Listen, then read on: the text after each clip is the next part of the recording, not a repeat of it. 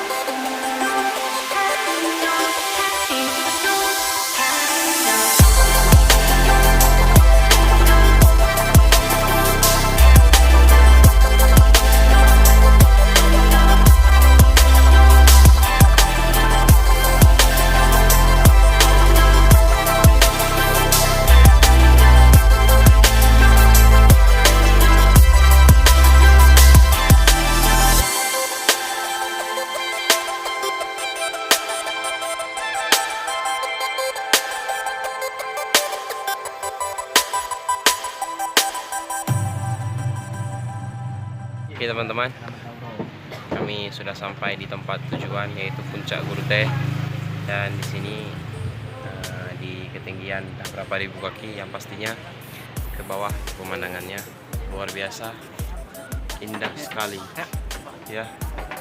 Pemandangannya sangat indah sekali, luar biasa, ciptaan Tuhan ya. Sangat indah sekali memang ya. Ini bro-nya. Jangan juga bro guys.